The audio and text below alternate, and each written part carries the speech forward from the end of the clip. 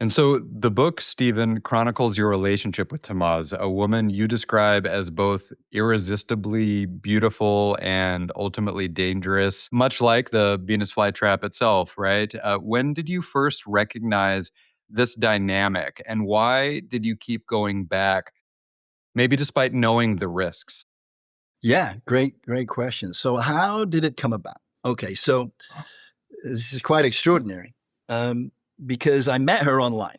Sometimes doesn't go very well, but anyway, I met her online, and I was immediately, it was an international website, right? So I was immediately, obviously, struck with how beautiful she was, and her background. You could see that she was, we would call it in England, a blue blood from high society. Her father turned out to be a billionaire.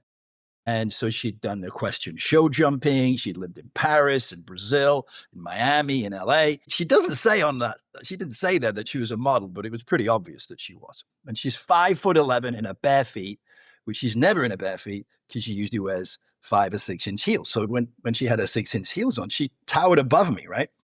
Which actually I loved. But anyway, she's in this picture. One of the pictures is her in a museum, standing in front of a wall of antique typewriters, raising up above her head and pretending to type. So anyway, here's how this plays into it. I've been trying to get her to go on a date. One day she agreed to go for coffee. The next day she canceled. So one day I'm like, yes. And the next day, no. Right. So finally, I just take a shot in the dark. My humor is my biggest strength, right? So I texted her. I said, listen, I'm looking for a high-handed typist. Do you know anyone? High-handed typist, right? So she goes, me. I said, you're a bit enthusiastic, aren't you? I said, look, why don't we do an interview over dinner? So she laughed, right? So we arranged dinner, right? And I was so enthralled by her beauty. I never, ever imagined that I would stand a chance with her, right?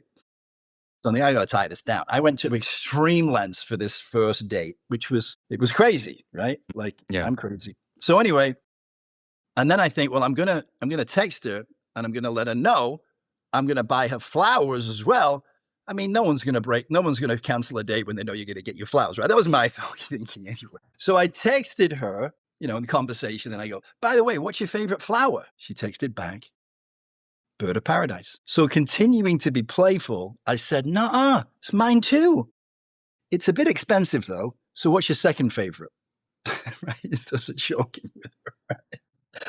Brendan, I kid you not, it came back within seconds. Venus flytrap. So she named herself. So she was this dichotomy between this beautiful bird of paradise and the Venus flytrap.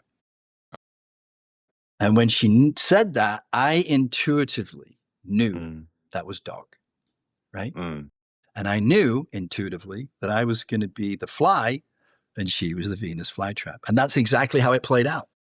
And me as the fly was constantly getting away from her, devouring me. And that became the game we played. And we both loved the game, right? Yeah.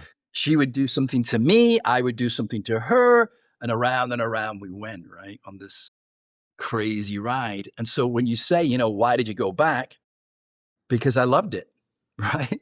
This is me, because of my mental illness, because of being bipolar, your life is just ups and downs, right? Extreme highs and extreme lows.